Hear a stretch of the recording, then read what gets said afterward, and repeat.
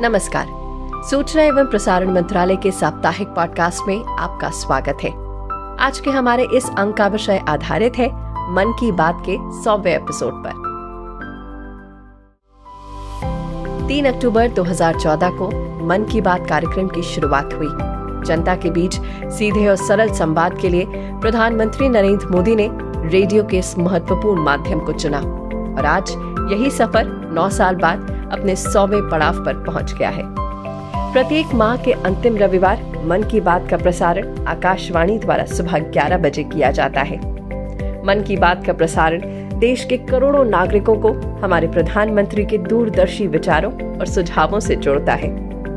Radio संचार का एक सहज माध्यम है और वर्तमान समय में लोगों के फोन तक में रेडियो की सुविधा उपलब्ध है।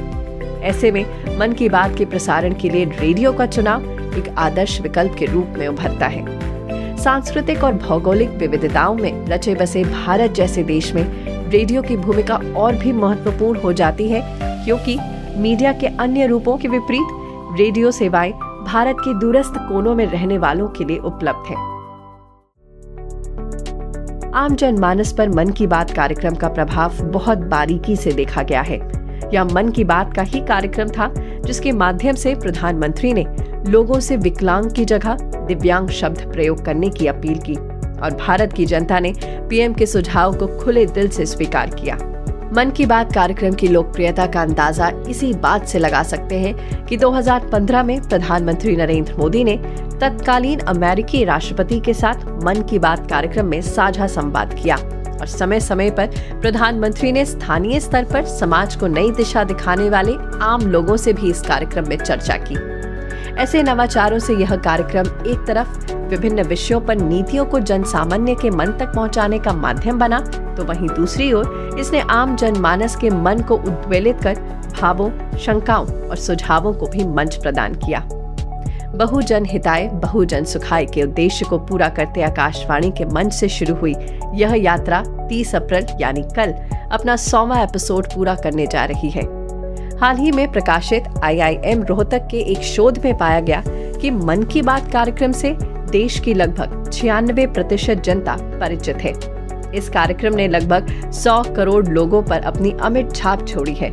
नागरिकों के साथ जुड़ने वाले इस कार्यक्रम के जरिए देशवासियों में सरकारी कामकाज के प्रति सकारात्मकता बढ़ी है, साथ ही जीवन स्तर से लेकर उनके संवेदनशील दृष्टिकोण में भी इजाफा हुआ है।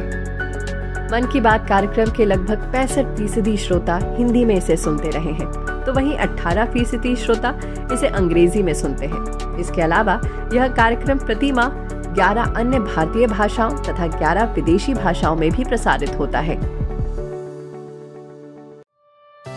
जहां एक ओर आज भारत दुनिया को वसुधैव कुटुंबकम का संदेश देकर दुनिया की 20 सबसे शक्तिशाली अर्थव्यवस्थाओं का नेतृत्व कर रहा है, वहीं दूसरी ओर अपने देश में होते प्रगतिशील बदलावों से एक नए इतिहास को भी रच रहा है। प्रधानमंत्री की यह पहल आमजन को जोड़ने और उनकी प्रेरक कहानियों को देश भर के सामने लाने का एक माध्यम बनकर उभरी है। हाल ही में मन की बात कार्यक्रम के एक संस्करण में प्रधानमंत्री ने पंजाब के सुखबीर सिंह सिंधु और उनकी पत्नी सुप्रीत कौर के जज्बे और हिम्मत को सलाम कर देश के सामने उन्हें सम्मानित किया, जिन्होंने नवंबर 2020 में अपनी नवजात बेटी अबाबत कौर के इस दुनिया से चले जाने पर उसके अंग दान करने का निर्णय लिया। वहीं अप्रैल 2022 में प्रधानमंत्री ने अपने कार्यक्रम में मध्य प्रदेश के एक दिव्यांग कलाकार आयुष कुंडल का जिक्र किया, जिन्होंने सेरेब्रल पॉल्सी की चुनौती पर काबू पाकर अपनी प्रतिभा, इच्छा शक्ति और दृढ़ संकल्प के माध्यम से चित्रकारी में अपनी योग्यता का प्रदर्शन किया। आज उनकी painting BOSP digital art gallery का एक हिस्सा है, जो दिव्यांग जनों की कला को प्रदर्शित करती दुनिया की पहली वर्चुअल आर्ट गैलरी है। मन की बात कार्यक्रम से प्रधानमंत्री ने विश्व के सबसे बड़े लोकतंत्र में जन सामान्य के साथ सार्थक संचार स्थापित कर वैश्विक स्तर पर एक नया कीर्तिमान स्थापित किया है। इसकी महत्ता का अंदाजा इस बात से लगाया जा सकता है कि उन्होंने बहुत ही कम समय में स्थानीय कारीगरों, प्रतिभाओं और कौशल की ब्रांडिंग कर मन की बात के मंच से उनकी प्रतिभा को नई ऊंचाई दी। वोकल फॉर लोकल जैसी पहल को इस कार्यक्रम के जरिए देश भर में जन जन तक फैलाया।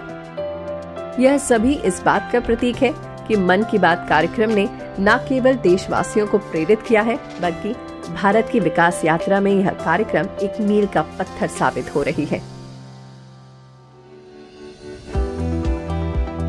मन की बात कार्यक्रम के 100वें एपिसोड से पूर्व 26 अप्रैल को आयोजित एक कार्यक्रम में उपराष्ट्रपति जगदीप धनखड़ ने इस मासिक प्रसारण को भारत की सभ्यतागत लोकाचार का एक प्रतिबिंब बताया।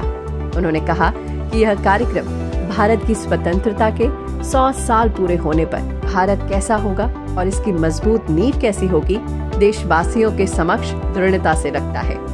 इस बार पॉडकास्ट के इस अंक में बस इतना ही। अगली बार फिर मिलेंगे एक नए विषय पर एक नए पॉडकास्ट के साथ। तब तक के लिए नमस्कार।